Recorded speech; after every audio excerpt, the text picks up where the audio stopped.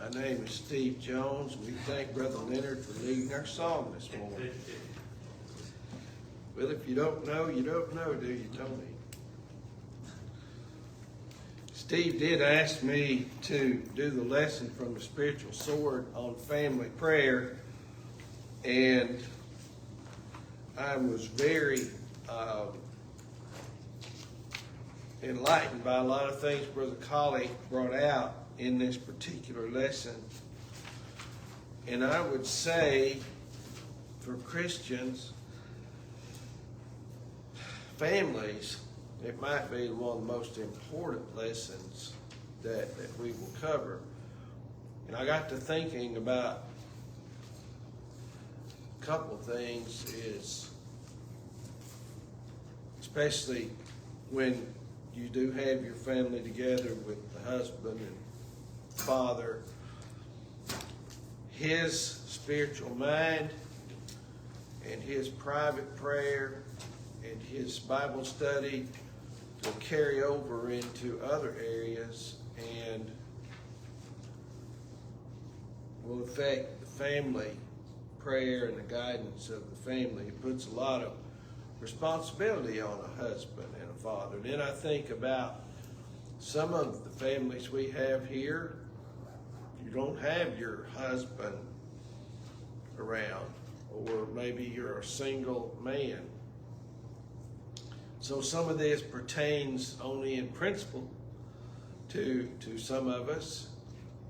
And then, of course, most everybody here, unless you have your grandchildren in your home regularly, we have our children raised, so some of these things would not apply to that. But we do have people watching online that will gain some insight. We've heard the phrase, the family that prays together stays together. Well, there's also an old jazz tune that says it ain't necessarily so. But it does, but prayer in a family does help a lot, doesn't it? I know a lot of families that have prayed together and they, for other reasons, they didn't stay together. But there are two things that I think are the glue for keeping a family together. And one is especially when you have the husband and wife and father, the faith of the mother and father. I mean, if that relationship they have with God will carry over into everything. And then the other thing is helping the children understand what we're talking about today. I was thinking on the way up here, and I know TVs and movies are not the standard, but you know, a lot of times in the TV shows and the movies from years ago when people did pray, the prayers were real short and very simple. It's like, I'm going to bed, here I lay me down to sleep, you know. It's just like, that's not teaching a child to pray. Now maybe a little one, okay. But there comes a point where in family prayer carries over from your private life, your thinking. Some things you pray about privately, even if you pray about as a family. And I just had a question. What about in a situation where, I wish we had more widows in here. And I'm not trying to put anybody on the spot, and if you don't want to answer, you don't have to. But, you know, you may be the only person in your house who's a Christian because you're the only person in your house if you're a widow. But how do you handle a situation where the family comes together and maybe the matriarch is the only one there who's a Christian, or the only one there who's a faithful Christian? How do you handle that as a prayer? That's just something to think about, isn't it? I mean, you can't ask an unfaithful Christian to lead prayer because God doesn't hear them in the first place. But I will say this, in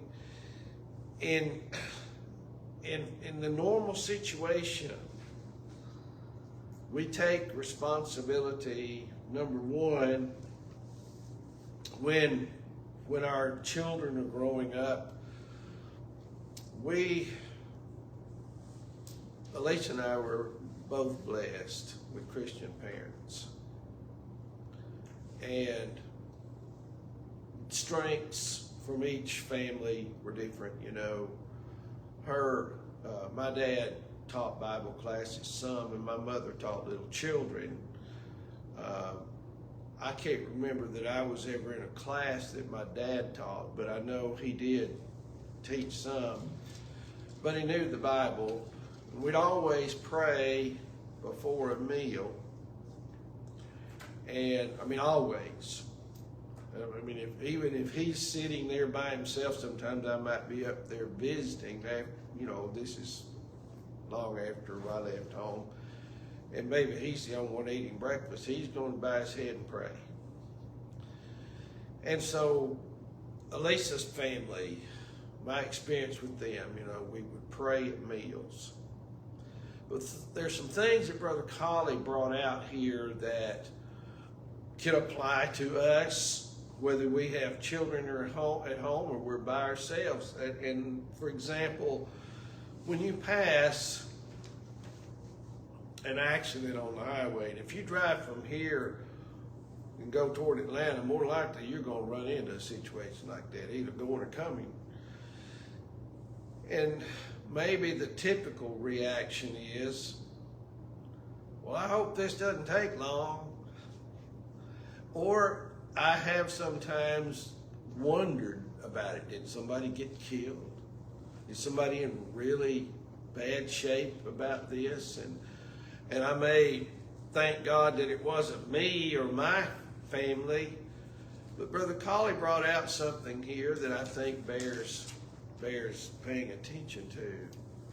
How about praying for those rescue workers? And maybe in the family, you don't know the situation, but you can say, well, Father, I don't know what's going on here, but I pray that something spiritually good will come out of this. But Glenn says, you know, when you pull over on the side of the road, you got the kids in the car and you pray out loud. And I think that's a teaching opportunity, isn't it? And so it's maybe, well, our kids are grown. Well, sometimes you have grandchildren with you, and you don't see them all the time. I'm just thinking about this as a teaching opportunity. And let's just say, for example, that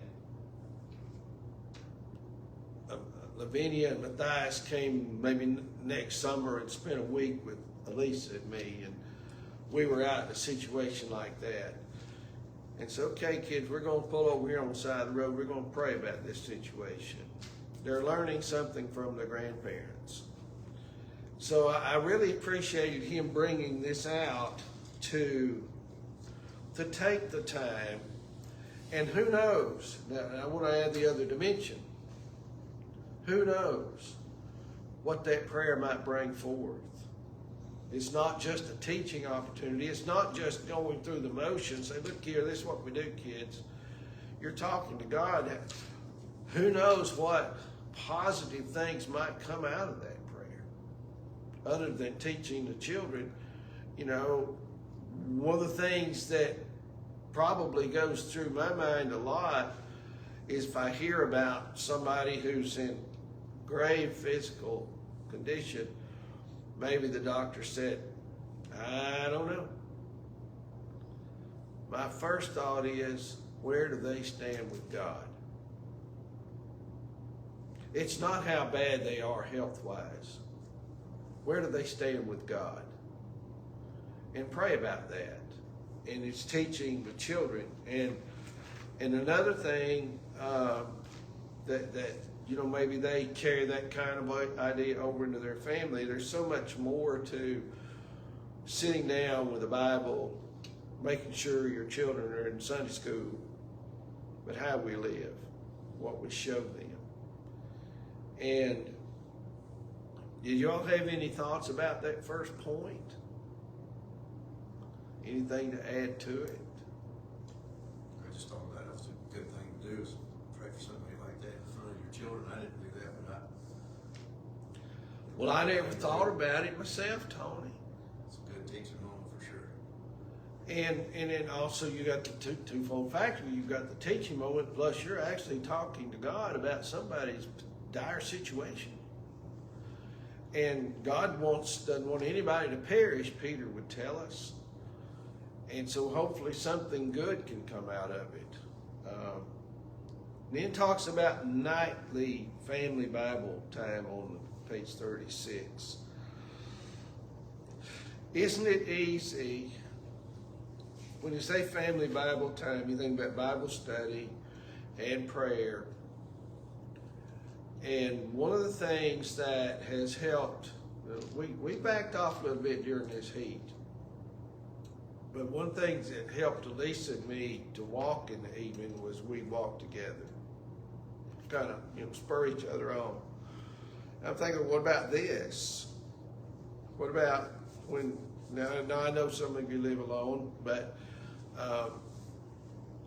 so maybe you don't have somebody to encourage you in that way, but a time in the evening, if you're by yourself or if you have your wife with you or whoever, to take the time to pray other than for your food.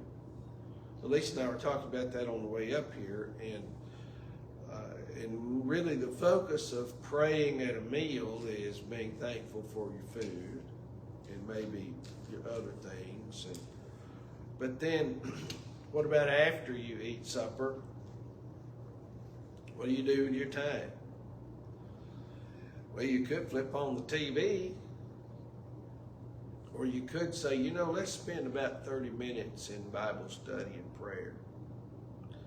And thinking about, he goes over into this in the next page with the spouse, but we would do family devotionals when our children were growing up.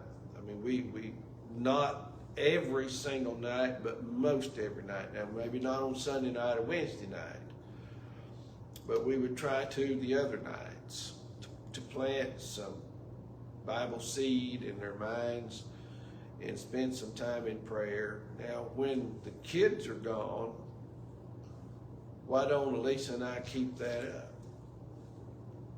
Because it's not just for children, is it? And he brings out this point, and I think it's a valid point, as he talks about the husband and wife. It'll strengthen your marriage. And heaven knows that our marriages need all the strengthening they can get. It's, when you first get married especially, I thought Elisa would, I think she did she struggled when we first got married. And I'll tell you why. I'd been single and I was 30 years old, and I was very independent and wanted to do things my way, and had these strange ideas about how a husband's supposed to be. And over time, we've learned some things, but as we get older, you don't want to take things for granted that everything's okay now. Well, maybe it's not. And so family time of prayer and Bible study together, and if you're not married or you're single like some, then take the time yourself. If you have friends, invite them. Now, I think he brought out a good point about the struggles. And I'm kind of blending these things. He goes to Philippians 4, 6, and 7. And I want to think about that, because it's more than just, okay, let's set aside some time to do this. There's always a purpose for better things to be better, for anything we do with regard to Bible study or prayer. Is there ever any anxiety in your life? Yeah. Different things, different times. And so take a couple Like I have my anxieties, Elisa may have hers, maybe Kathy and Steve will have their individual anxieties in life, and others, maybe anybody watching online, you're married and maybe there's some anxiety with the children, if you still have children at home. Let them talk about that and study it and pray about it. And it brings people closer together. One of the hardest things for me to do, and maybe it may be typical, is to listen to my wife when she has a struggle. Well, she's telling me that for a reason. And so the next step could be say, after supper, we're going to sit down and maybe do a little Bible study about that and pray about it. Maybe I might share some anxiety that I'm dealing with, and say, let's put this on God's table tonight, and let Him teach us and pray about it, and see if things don't get better. They will. And I know some of you don't have the advantage of a spouse in your home, but you still could. Maybe your own anxieties. Maybe you find another member of the church to say, I've been struggling with something. And maybe somebody similar to you that has those struggles. And so prayer and Bible study helps us depending on the way we approach it. He brought out a point here about praying at meals that I thought about myself. I'm going to tell you something I struggle with. Sometimes you'll go out, and I'd like your feedback. And I'm not talking about just families, but say you got a few people together and you're a restaurant. Sometimes I'll tell Elisa, you just pray to yourself. You can't hear in here to start with. You ever been in that situation? It's just so loud. And I'm not there to make public display for those people anyway. I don't think it's wrong. But sometimes you get 10 or 12 people together, so will somebody make sure you say a prayer, and it's real easy not to even have your mind on it because you may not even be able to hear. In other words, but he's making a point here that you don't just make it a routine thing, but it's something that's spiritual. And notice he said it's easy in families to let these prayers before meals to become routine and without thought. And I think he makes a good point. He said it would be better not to pray than to pray vain prayers. Yes, sir. Like the prayer at meals, particularly maybe at home, one way for them not to be so routine, it's not inappropriate to not only give thanks for the food, but to mention other things that are currently an issue for you on your mind, concerned about. It's okay to pray about those things too, and if you do, that kind of helps keep that prayer from being so routine. Yeah, and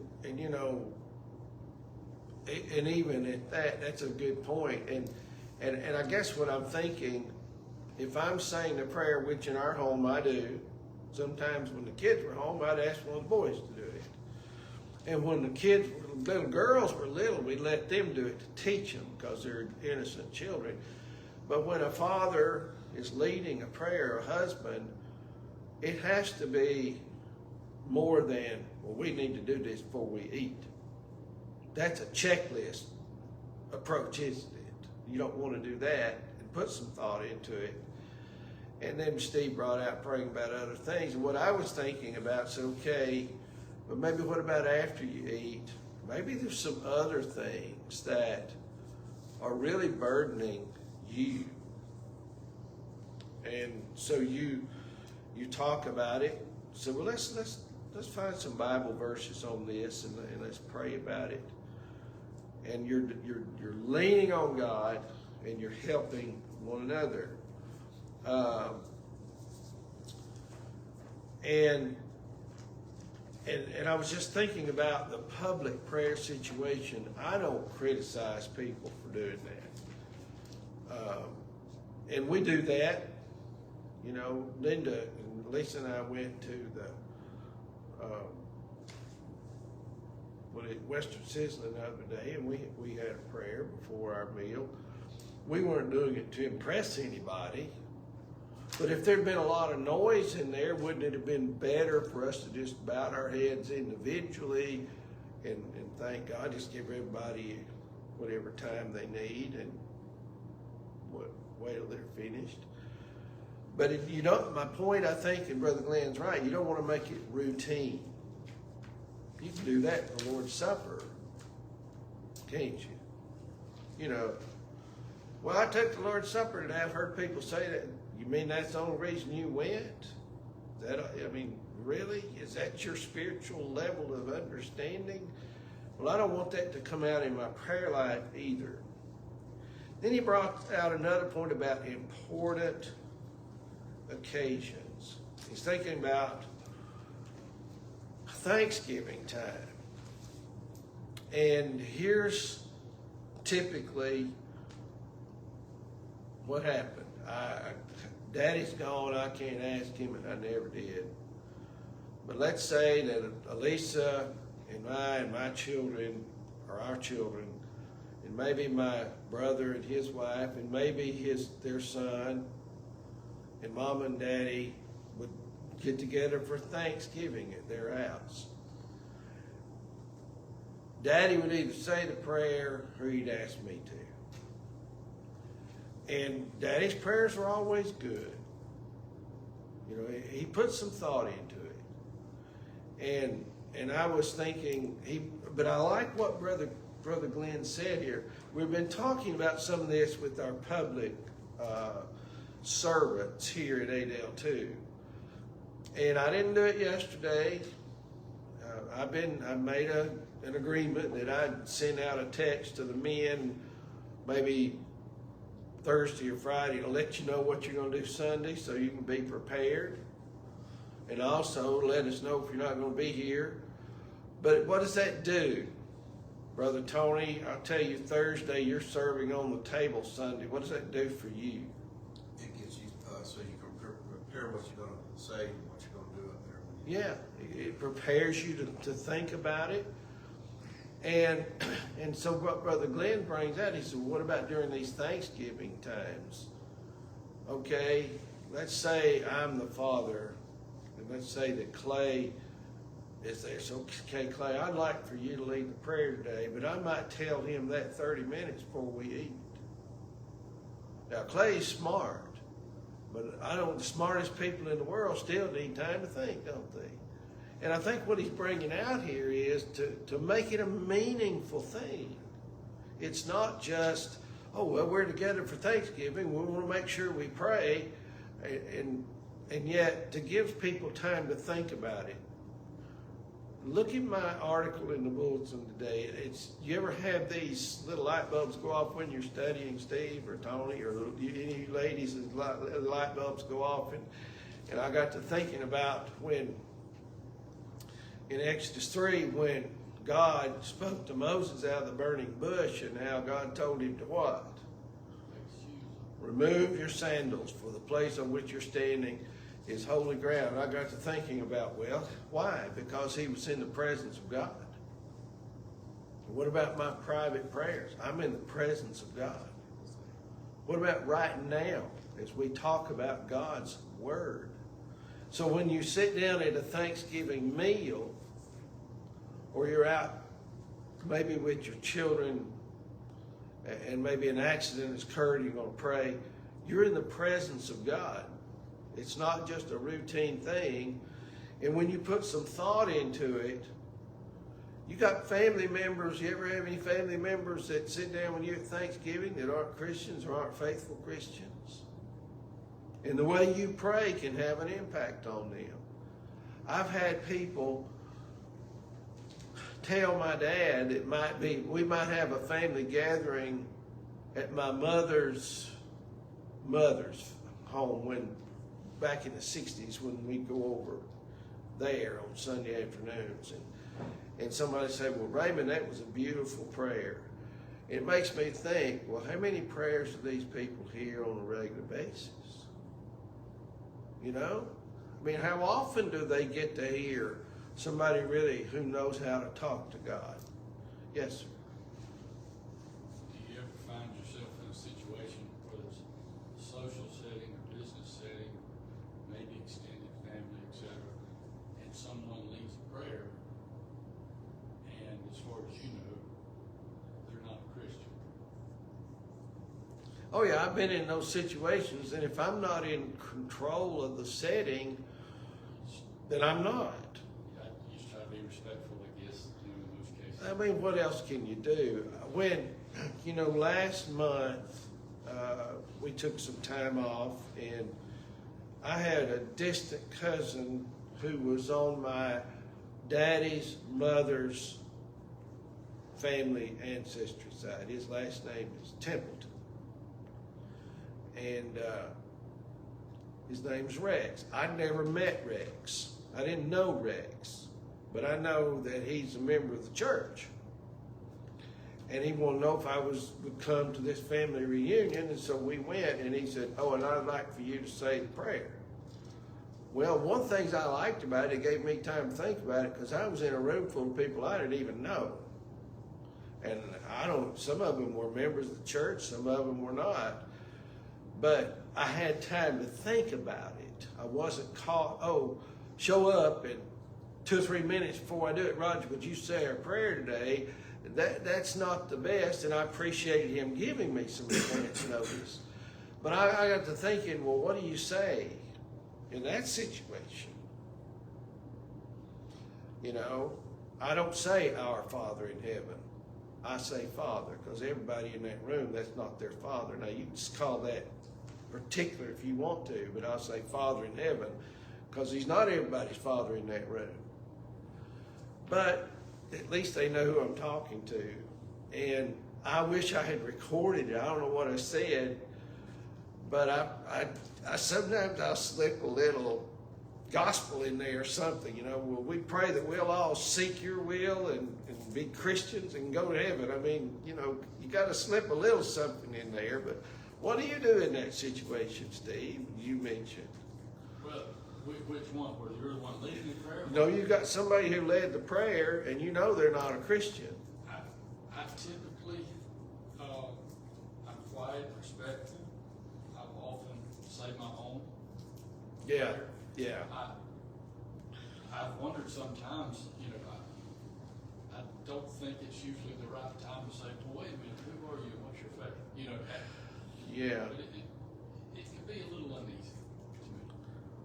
Yeah, you have to think that one through before you say something, don't you? He brings out something else here. Your child is getting married. Well, hopefully your child is a Christian marrying a Christian. I know it doesn't always turn out that way. Don't we wish it did, but it doesn't always turn out that way. But at any rate, let's say that my child is getting married to a Christian. I did a part of Clay and Jessica's wedding.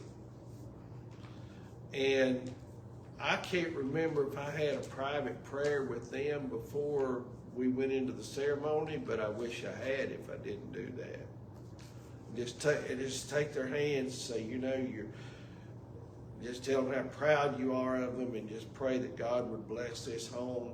Because they kind of expect you to do it out there in the wedding ceremony, but this is private. And it builds a little bit of a bond, too. What about at a funeral? Your family member has lost a loved one. Your family member may be a Christian, they may not, but you are. So maybe, maybe it's one or two in particular that have really been impacted by this. And you're hoping they want to be Christians. You get them off into a room somewhere, say, I know this is hard on you, I know you're hurting, but I know somebody who cares. Let's talk to me privately. And you're showing them something.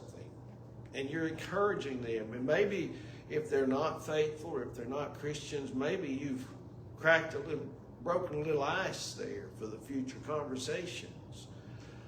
But it shows people your dependence on God, and it can help them because they may really be struggling. What if it's a parent who's lost a child? We've experienced that. Elisa lost a baby midterm in '96. And so we didn't see this child live. So I didn't have the connection with the baby that she did.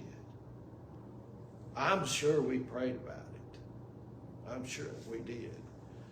And yet these, just thinking of family opportunities, he talks about birthdays. And what about when you have let's say one of your children has obeyed the gospel, or maybe a grandchild, take the next step. So, I want us to sit down here and let's talk to God about this, because this is going to be a challenge for you. We want you to be strong. We've been talking about prayer since 3 or 4 months, haven't we? And I've been thinking about it more because we have. And I think this area is very, very important. Can you think of some other opportunities that maybe could present themselves?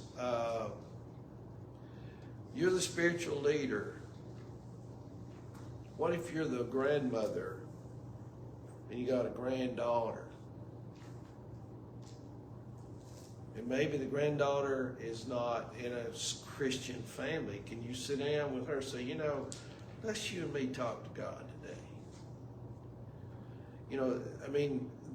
Glenn's put a lot of thoughts in my mind about this, and it's powerful. I know what we do. My dad and mother took my nephew to church for years when he was little, because his parents didn't go. And so they would take Christopher to church with him. I don't know what kind of conversations my dad had with him when they were alone. Kind of touchy when it's not your child, isn't it? Kind of, what are your limitations? But I'll tell you one thing you can do, those grandchildren, you pray to God with them. And pray, and in their presence say, God, help them, just call a name to help them to find the right way in life. It's powerful. And he's brought out a lot of things that I had never really thought about. I want to look at this in text that he brought out about the children. That clock's always faster than I want it to be.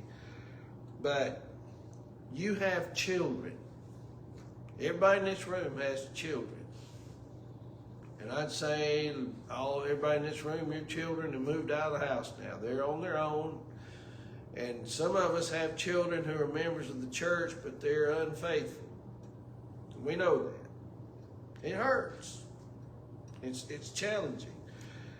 I want you, if you can either read it from the book itself or your own Bible, I'm going to turn in mine. 1 Chronicles 28, verse 9. And one of the things that impressed me about David, in spite of all his failings at times, when he got old, he had some good spiritual talks with Solomon. He knew his time was limited. He knew his opportunities were limited. So,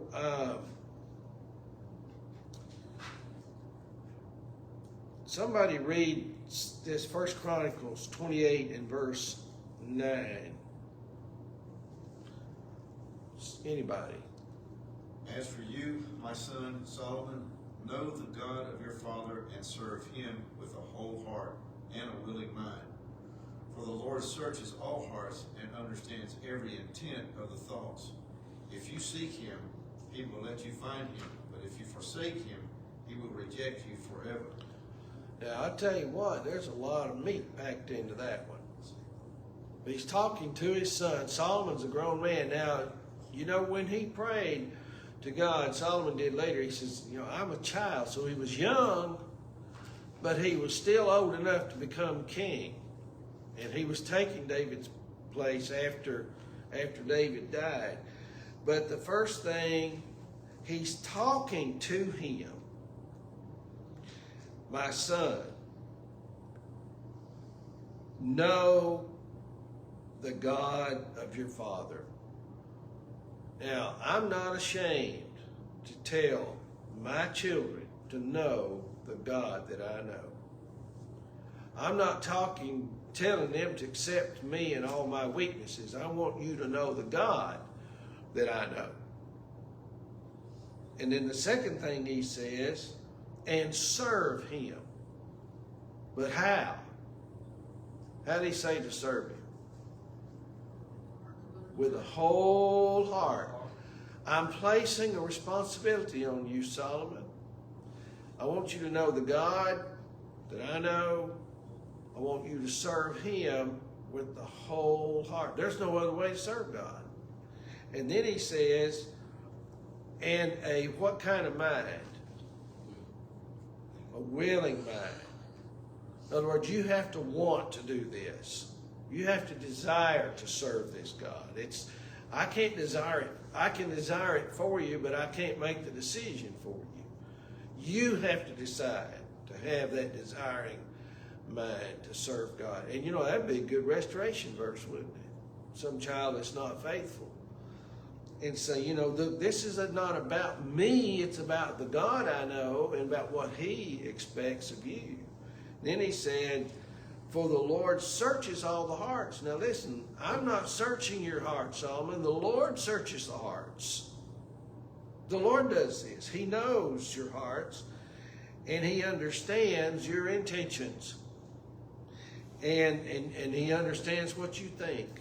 I mean, there's a sermon in this. But you think about it, Solomon, this is what I desire, but it's really not between you and me, son.